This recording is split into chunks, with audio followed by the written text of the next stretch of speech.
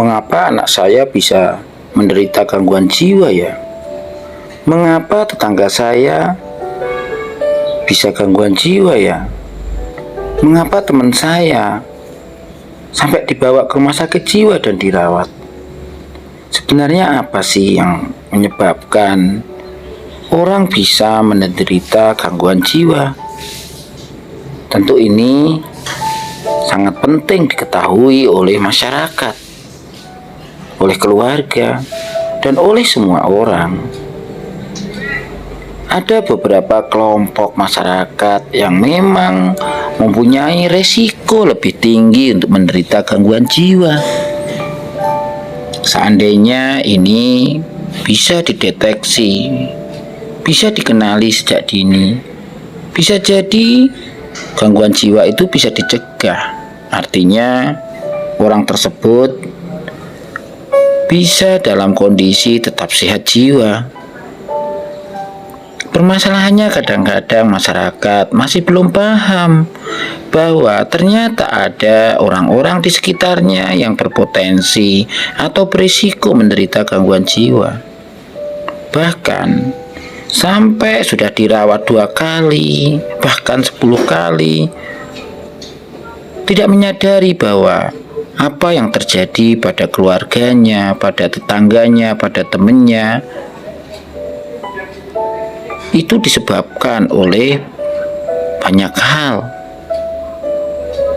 Nah, penting kita semua mengetahui kelompok yang rentan terkena gangguan jiwa. Paling enggak kita bisa mencegah. Ataupun kalau memang sudah terjadi, kita bisa melakukan upaya untuk mengurangi dampaknya. Nah, oleh karena itu, simak penjelasan dari Bang Jay sampai akhir, jangan di skip. Yang pertama, ibu melahirkan. Memang hamil dan melahirkan situasi yang diharapkan oleh pasangan suami istri. Tetapi tidak pada semua orang atau ibu siap menghadapi persalinan yang dihadapi. Siap memiliki momongan, siap untuk melakukan tugas-tugas sebagai seorang ibu. Kadang-kadang ibu yang baru menikah dan dikaruniai seorang bayi menjadi sangat stres atau cemas, takut tidak bisa merawat, tidak bisa membiayai nanti, tidak bisa membuat anaknya bahagia. Bisa jadi juga adanya tekanan dari mertua, pasangan, atau mungkin suaminya tidak mengerti kerepotan istrinya. Nah, kadang-kadang itu membuat ibu yang baru bersalin atau melahirkan itu merasa sendirian, merasa tertekan, sedih. Apalagi jika ada pikiran anaknya tidak sesuai yang diharapkan, anaknya tidak sesuai yang diinginkan suaminya, keluarga besarnya. Beban pikiran yang dialami ini yang membuat pada akhirnya ibu rawan terjadi depresi. Tidak hanya itu, bisa jadi kehamilan yang dialami bukan kehamilan yang diharapkan. Bisa jadi ibu tidak mengendaki kehamilan yang sekarang ini, atau bukan persalinan yang diharapkan atau bayi yang diharapkan. Bisa jadi hasil dari hamil dulu sebelum menikah atau pergaulan bebas. Nah, ini tentu beresiko sekali, menyebabkan ibu mengalami stres, mengalami masalah yang berat yang bisa jadi tidak bisa menghadapinya, sehingga sangat rawan terjadinya postpartum blues atau depresi pasca melahirkan. Nah, tentu ini sangat penting dipahami. Ya, tidak selalu mendapatkan momongan, mendapatkan anak itu mendapatkan atau menimbulkan kebahagiaan. Bisa jadi menimbulkan yang sebaliknya. Tidak siap menanggung beban, tidak siap untuk merawat. Adanya kekhawatiran terjadi sesuatu pada anaknya bisa membuat akhirnya cemas, panik, bahkan tidak jarang justru membahayakan bayi dan harus sementara waktu tidak boleh memegang anaknya atau bayinya. Dan terpaksa si ibu harus dirawat dulu di rumah sakit jiwa. Tentu ini segera harus ditangani, harus segera diobati. Jika tidak, tentu juga akan mempengaruhi perkembangan bayinya. Kedua, usia lanjut yang tinggal sendiri. Ketika usia lanjut memiliki anak-anak, mungkin ketika masih kecil, remaja, dewasa, ketika belum menikah masih bisa berkumpul bersama, bersendau gurau bersama anak-anaknya. Tapi ketika anak-anaknya sudah pada menikah dan keluar rumah untuk membangun rumah tangga sendiri, sehingga usia lanjut tinggal bersama pasangannya. Nah, ketika pasangannya meninggal, tentu merasa kesepian, kesedihan, dan muncul depresi usia lanjut. Ketika usia lanjut tidak memiliki aktivitas yang menghibur, aktivitas yang meningkatkan kualitas hidupnya, tentu akan berpotensi berisiko mengalami depresi usia lanjut, bahkan mungkin akan mengalami perasaan kesepian, sedih yang berlebihan. Dan tentu ini harus diantisipasi oleh anak-anaknya. Kalaupun tidak tinggal satu rumah atau bahkan di luar kota, tentu perlu memperhatikan atau tetap menyediakan waktu yang berkualitas untuk kedua orang tuanya atau untuk orang tuanya yang tinggal sendirian supaya tidak kesepian. Bisa jadi mungkin tidak datang langsung ke rumahnya, tapi bisa jadi melalui telepon. Ini tentu akan mempengaruhi ketidaknyamanan dari usia lanjut ini. Nah, bisa jadi juga walaupun dia tinggal sendiri atau usia lanjut itu tinggal sendirian, mempunyai aktivitas-aktivitas yang positif, mencari kegiatan-kegiatan yang baik, entah kegiatan spiritual, entah itu berkebun, atau menjalani hobinya, memelihara anjing, kucing, ayam. Tentu ini akan sangat membantu untuk menghibur diri sehingga tidak kesepian, tidak mengalami depresi, rasa kesedihan karena ditinggalkan anak-anaknya yang sudah berumah tangga, tergantikan oleh hadirnya binatang, tanaman, aktivitas sehari-hari. Sehingga pada akhirnya usia lanjut ini akan merasa bermakna dan tidak sendirian lagi, apalagi ada kegiatan-kegiatan yang bisa dilakukan di sekitar rumahnya. Ada posyandu lansia, senam lansia, atau kegiatan lain yang memungkinkan usia lanjut bertemu dengan usia lanjut lainnya. Sehingga hari-harinya diisi dengan hal-hal yang bermakna, yang berkualitas, yang bisa meningkatkan harga diri dan kualitas hidupnya. Sehingga rasa bahagia akan muncul. Nah, tentu menjadi perhatian bagi kita semua. Kalau memang sudah mengembangkan desa siaga sehat jiwa, kader kesehatan jiwa harus mengantisipasi bahwa ada usia lanjut yang tinggal sendiri dan ini sangat beresiko untuk mengalami gangguan jiwa. Tentu ini harus diwaspadai dan harus dibantu untuk mengenali adanya masalah kesehatan jiwa yang dialami. Nah, tentu ketika usia lanjut ada yang peduli walaupun itu bukan anaknya sendiri. Paling tidak lingkungan sekitarnya peduli, sayang, memperhatikan. Itu akan bisa membuat rasa kesepian itu berkurang.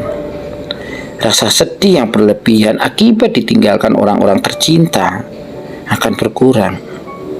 Ditambah lagi jika anak-anaknya masih menjalin komunikasi dengan baik walaupun hanya lewat video call atau lewat telepon.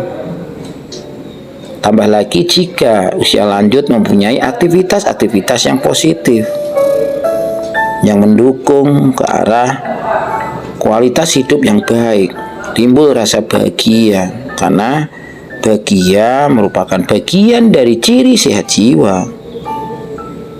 Jadi ketika ada usia lanjut yang tinggal sendirian, seyogianya diperhatikan apakah ada gejala depresi, cemas, kesepian. Nah, ketika memang ada ya sebaiknya dibantu untuk bisa mengakses fasilitas kesehatan. Ketiga, anak sekolah atau remaja yang sering mendapatkan perlakuan bullying dari teman-temannya. Anak sekolah atau remaja tugasnya adalah menuntut ilmu, pergi ke sekolah, ikut pelajaran atau ekstrakurikuler atau mengerjakan PR. Tetapi dalam kehidupan di sekolah tidak hanya itu, kadang anak mendapatkan perlakuan yang kurang tepat, entah bullying itu atau perundungan berupa ejekan, ancaman atau pengasingan, apalagi kalau sudah dalam bentuk kekerasan fisik, sudah dalam bentuk mencederai, yang bikin tidak hanya trauma psikologis atau kejiwaannya, tapi juga menimbulkan cacat atau cedera fisik. Tentu ini akan membuat anak atau remaja menjadi tidak percaya diri, merasa tidak nyaman, merasa tidak aman di sekolah. Nah, adanya tuntutan bahwa harus mencapai nilai yang baik dari orang tua tentu akan menambah beban tersendiri. Apalagi jika ternyata di sekolah juga mendapatkan perundungan atau bullying dari guru. Nah, ketika nilainya turun, tidak sesuai dengan harapan orang tua, ternyata juga mendapatkan perundungan atau bullying dari orang tua. Tentu anak tidak akan menjadi nyaman, merasa tidak aman di sekolah maupun di rumah. Kondisi ini tentu bisa saja menimbulkan gangguan suasana hati, perasaan, bahkan bisa jadi mengalami depresi. Yang keempat, habis diceraikan oleh pasangan. Divorce atau perceraian suami istri bisa saja berdampak pada kondisi psikologis di antaranya, terutama yang di posisi diceraikan. Tentu ada beban tersendiri, karena apa? Kehilangan orang yang dicintai, disayang, bahkan mungkin merasa sudah dikhianati, diselingkuhi, atau bahkan menjadi korban KDRT selama menjalani hidup rumah tangga, sehingga pada akhirnya bercerai. Bisa jadi ini bukan terjadi satu kali, tapi berulang kali, sehingga meninggalkan traumatik. Nah, kehilangan orang yang dicintai karena perceraian bisa jadi membuat seseorang menjadi tidak berdaya, tidak mampu mempertahankan rumah tangga, ada rasa bersalah, rasa berdosa, rasa tidak mampu, sehingga akan muncul depresi, perasaan sedih berlebihan, tidak bergairah, akhirnya tidak bisa tidur, gak ada nafsu makan, gak ada gairah untuk berkegiatan. Tentu ketika kita melihat ada teman kita, saudara kita yang mengalami proses perceraian, dan ternyata di posisi yang diceraikan, tentu kita harus memberikan pendampingan psikologis, dukungan psikologis supaya kuat, supaya mampu menjalani semuanya, mampu menerima kenyataan bahwa ini adalah situasi yang nyata dan harus dihadapi. Harus bisa menerima kehilangan pasangan, kehilangan orang yang dicintai, kehilangan orang yang disayangi, bisa jadi kehilangan orang yang selama ini menafkahinya. Nah, tentu ini perlu diperhatikan. Jangan sampai orang yang baru saja mengalami perceraian dan posisinya dicerai itu menjadi gangguan jiwa karena mengalami depresi. Orang yang bercerai tentu salah satunya ada yang merasa tersakiti, merasa diperlakukan tidak adil dan tidak disayang lagi, padahal dia masih butuh rasa sayang itu. Tentu ini perlu pendampingan supaya kuat menghadapi semuanya, supaya bisa cepat pulih ke kondisi awal, menyusun kehidupan yang baru tanpa pasangan. Nah, ketika itu terjadi, maka akan terhindar dari yang namanya gangguan jiwa. Proses menerima kenyataan, proses menjalani hari-harinya dengan apa yang dimiliki sekarang, itu penting sekali untuk membuat menjadi jauh lebih kuat, jauh lebih semangat, sehingga bisa menghindari yang namanya depresi karena ada peristiwa traumatik seperti peristiwa perceraian yang tidak diinginkan. Nah, tentu ini penting diperhatikan siapapun yang ada di sekitar orang yang menjadi korban perceraian, untuk dapat memberikan dukungan psikologis yang tepat, untuk memberikan penguatan, untuk memberikan sesuatu yang membuat dia merasa kuat walaupun sudah ditinggalkan pasangannya, walaupun sudah dikhianati, walaupun mungkin sudah menjadi korban kekerasan dalam rumah tangga. Keputusan bercerai ya itu memang hak ya dan dibolehkan, tetapi jangan sampai muncul dampak psikologis atau kejiwaan yang membuat pada akhirnya tertekan dan menjadi depresi. Kelima, kehilangan pekerjaan. Terkadang bekerja itu pasti diharapkan semua orang, tapi tiba-tiba ada situasi yang membuat akhirnya harus kehilangan pekerjaan. Entah itu putus hubungan kerja atau PHK, atau karena ada sesuatu sebab sakit yang terpaksa harus berhenti bekerja atau tidak bekerja kembali. Tentu ini menjadi permasalahan bagi keluarga atau sebuah rumah tangga. Apalagi jika dia tulang punggung atau pencari nafkah satu-satunya. Kehilangan pekerjaan ini tentu membawa situasi yang tidak menyenangkan, yang bikin tidak nyaman, sedih, putus asa, merasa gagal. Nah, tentu kehilangan pekerjaan ini akan berdampak pada kehilangan pendapatan. Nah, ketika mempunyai anak-anak yang masih sekolah, bahkan ada yang kuliah, sementara istrinya tidak bekerja, tentu ini menimbulkan beban psikologis yang jauh lebih besar dan sangat berpotensi untuk menimbulkan gangguan jiwa.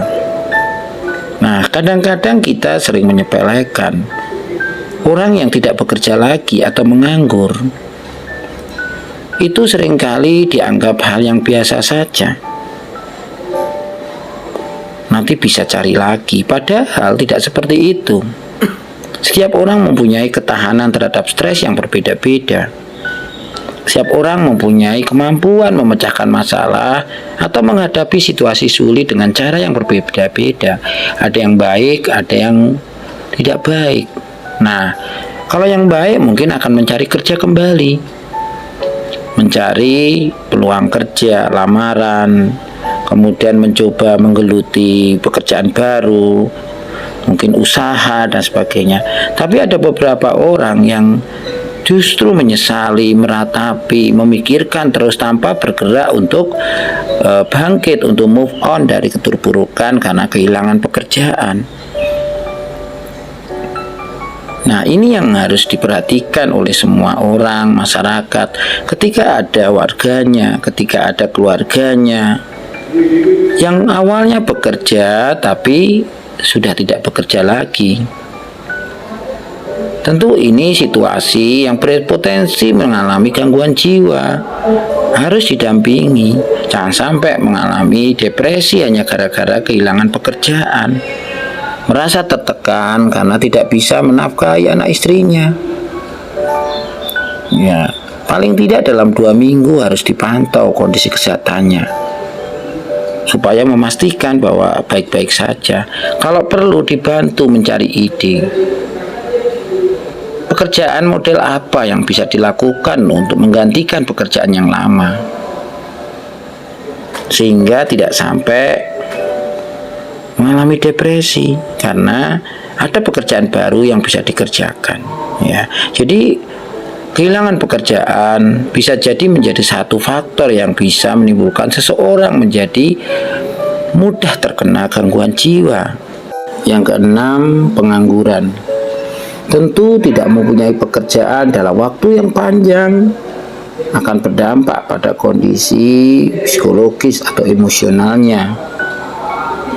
Ketika melihat teman-temannya, saudaranya sudah pada bekerja, sudah pada menikah, punya anak, sudah pada hidup mapan, sementara dirinya belum bekerja, pasti dong semua orang punya harapan, punya keinginan, punya rencana untuk menikah, punya rencana untuk berkeluarga dan punya anak, dan tentu ingin rasanya bekerja, mendapatkan uang dan menyusun rencana untuk menikah. Permasalahannya adalah pekerjaan aja nggak ada. Tentu ini bisa menyebabkan seseorang mengalami krisis, apalagi jika ada tekanan dari keluarga, dari orang tua, harus segera menikah, harus cari kerja, sementara bisa jadi tidak mempunyai skill, tidak mempunyai keterampilan yang memadai, tidak punya kemampuan untuk mengerjakan sesuatu yang menghasilkan, atau bahkan memang terlalu sulit mencari aktivitas pekerjaan yang sesuai dengan hati nurani. Ini yang seringkali menimbulkan dampak bahwa seseorang menjadi terlalu lama menganggur karena memilih-milih pekerjaan. Nah, resikonya adalah ketika dalam situasi kesendirian, tidak ada aktivitas, ya, akan terjadi ketidaknyamanan. Kenapa? Karena harapan tetap ada, keinginan, cita-cita, tetapi permasalahannya tidak ada usaha, tidak ada hal yang bisa dilakukan karena memang nggak ada pekerjaan, sulit mencari kerja. Apalagi kalau sudah terlanjur berumah tangga dan punya anak, ada kebutuhan tapi tidak ada biaya untuk menutupinya. Nah, ini bisa jadi akan menimbulkan dampak yang luar biasa bagi kesehatan jiwanya.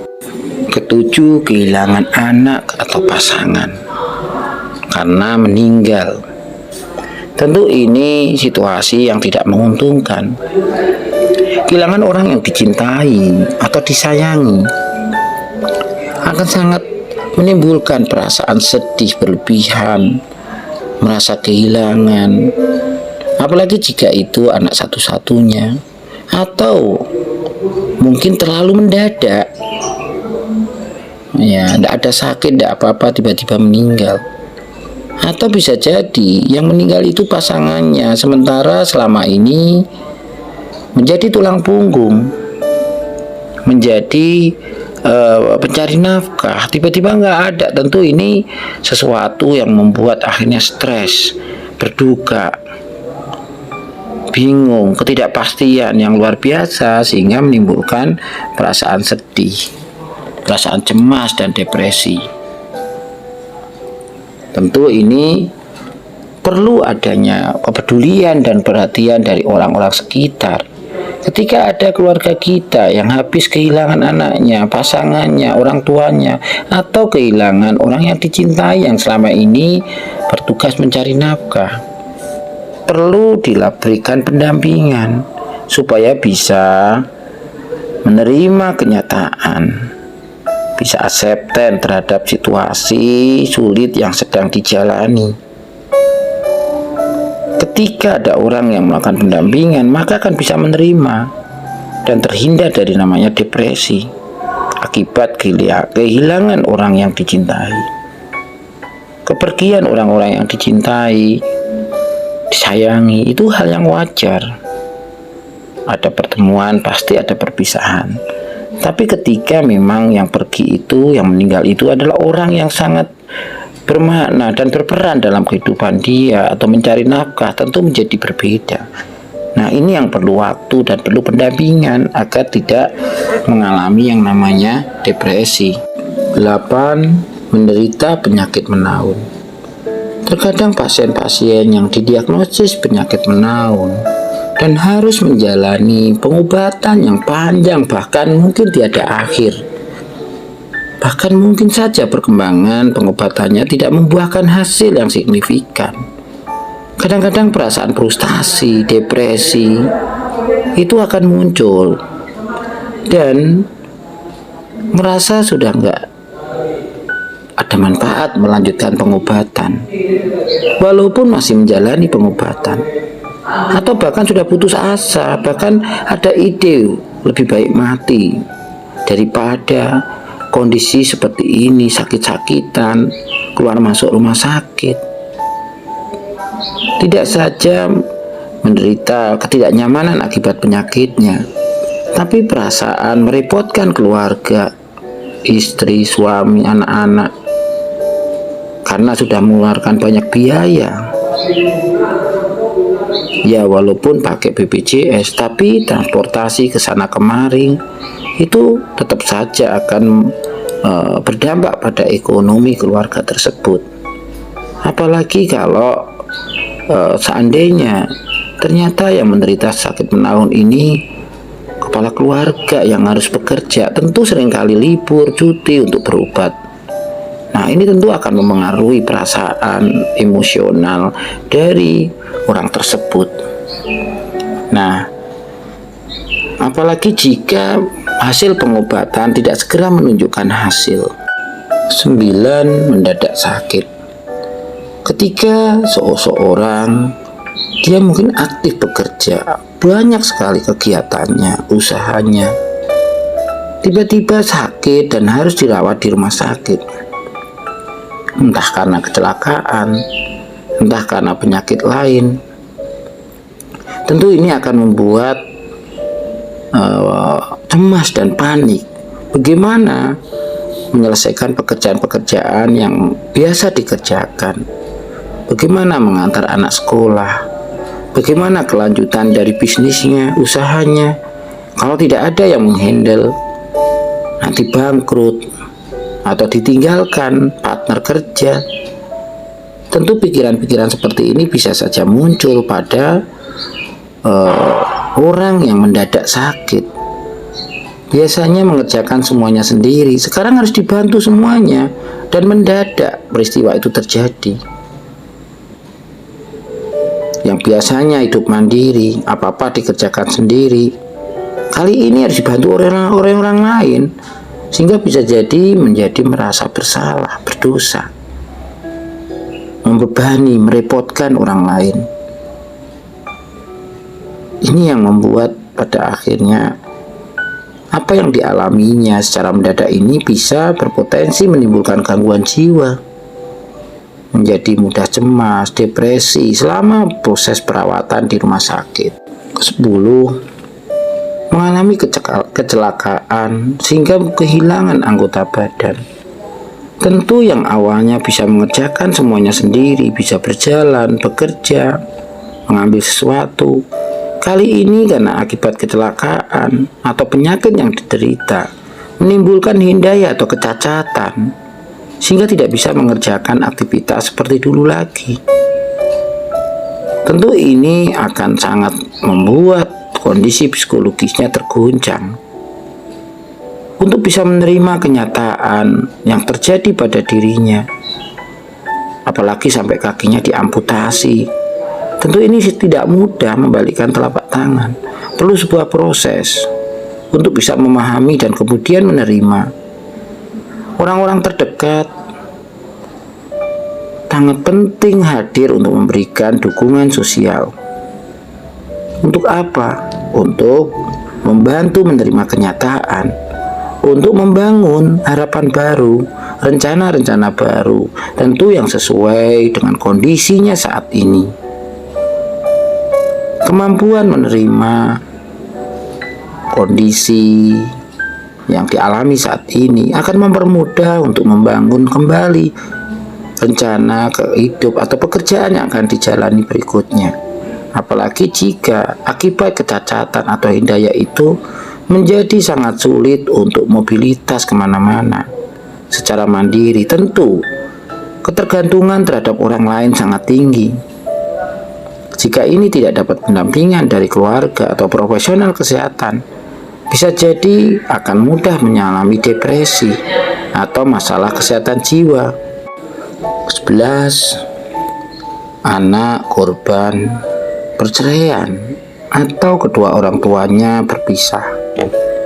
Tentu ketika pernikahan sudah tidak bisa dipertahankan lagi, sehingga terjadi yang namanya perceraian, dan ada anak di situ, apalagi masih balita, tentu akan berdampak secara emosional, secara psikologis. Harus dilakukan usaha pelan-pelan untuk menjelaskan permasalahan yang dialami kedua orang tuanya sehingga harus berpisah.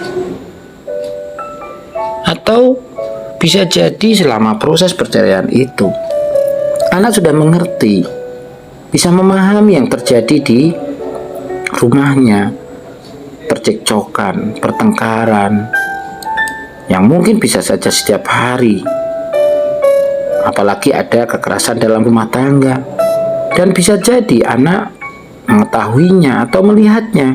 Tentu ini menimbulkan efek traumatik. Secara psikologis akan membawa trauma jangka panjang sampai usia dewasa, bahkan sampai usia menikah. Maka perlu adanya upaya pendampingan bagi anak-anak korban perceraian supaya apa? Tidak mengalami gangguan jiwa. Jika tidak dilakukan pendampingan yang baik, anak dibiarkan mengerti sendiri perpisahan dari orang tuanya, perceraian yang terjadi pada kedua orang tuanya. Tentu ini tidak bagus. Ya, memahamkan anak dan membuat anak menerima kondisi real, nyata dari kondisi kedua orang tuanya sangat penting. Anak perlu tahu kenapa orang tuanya sampai bercerai. Dan tentu tanpa mengurangi hak-hak anak, anak juga harus diperjuangkan mendapatkan kasih sayang dari orang tuanya, dari ayahnya, dari ibunya.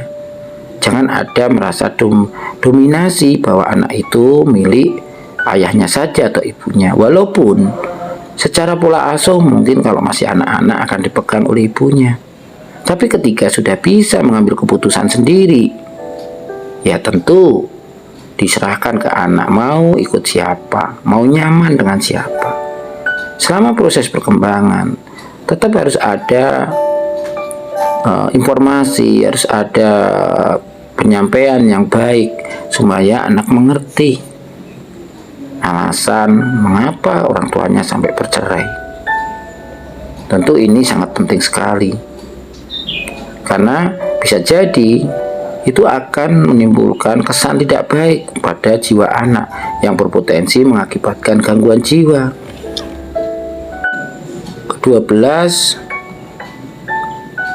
ketergantungan narkoba atau nafsa. Pada remaja-remaja yang mengalami ketergantungan nafsa atau narkoba, jenis apapun seringkali berdampak pada kondisi mental emosionalnya sehingga sering mengalami gangguan jiwa. Apalagi jika penggunaan itu dalam jangka panjang bisa jadi sudah merusak beberapa sel di otaknya, sudah merusak kontrol dirinya, kemampuan mengendalikan emosi, kemampuan berpikirnya, sehingga bisa jadi remaja yang dulunya menggunakan narkoba jangka panjang bisa saja mengalami gangguan jiwa atau menunjukkan adanya gangguan jiwa. Nah, tentu ini harus diperhatikan pada semua orang tua, bahwa ketika ternyata anaknya harus sering dirawat, perlu tahu kenapa dia sampai dirawat. Bisa jadi memang pada saat usia remaja seringkali menggunakan obat-obat terlarang, sehingga secara perlahan-lahan merusak otaknya. Kadang orang tua nggak peduli ini, nggak memperhatikan selama perkembangan. Tahu-tahu di usia dewasa mengalami gangguan jiwa. Ternyata setelah ditanya lebih lanjut, ada pengalaman, ada riwayat menggunakan nafsa. Ya, walaupun mungkin bisa jadi tidak sampai ketergantungan sekali, tapi tetap saja itu berbahaya bagi kesehatan mental. Ke-13, putus cinta, atau bisa jadi ditolak cintanya, atau bertepuk sebelah tangan. Tentu permasalahan menjalin hubungan antara laki dan perempuan sebelum menikah kadang-kadang menimbulkan situasi yang tidak aman, tidak nyaman bagi seseorang. Suka dengan seorang cewek, tapi tidak mau menyampaikan setelah cewek itu senang sama orang lain dan menikah. Maka dia menjadi goyah, tertekan, akhirnya menjadi depresi. Atau mungkin dia menyukai seseorang, kemudian secara sepihak tanpa alasan yang jelas ceweknya minta putus, minta berpisah. Ini juga dapat menyebabkan traumatik atau menimbulkan depresi, sehingga tidak terhindar dari yang namanya gangguan jiwa. Tentu putus cinta atau mungkin dia ingin menjalin hubungan tapi gagal, ini bisa membuat orang ya itu bisa jadi berlebihan, tertekan, merasa dikhianati, merasa tidak pantas mendapatkan orang yang menyayangi dan sebagainya. Nah, itu kira-kira yang bisa disampaikan terkait apa sih yang bisa menimbulkan gangguan jiwa, atau kelompok mana sih yang rentan terhadap gangguan jiwa. Nah, ketika ini diketahui, tentu jika Anda termasuk di antaranya, ya harus meningkatkan ketahanan mental supaya tidak mudah mengalami stres. Kalau Anda pernah mengalami beberapa di antaranya, harus menjaga, mencari social support atau dukungan sosial supaya Anda menjadi kuat ketika orang-orang di sekitar Anda memiliki beberapa di antara yang disebutkan tadi.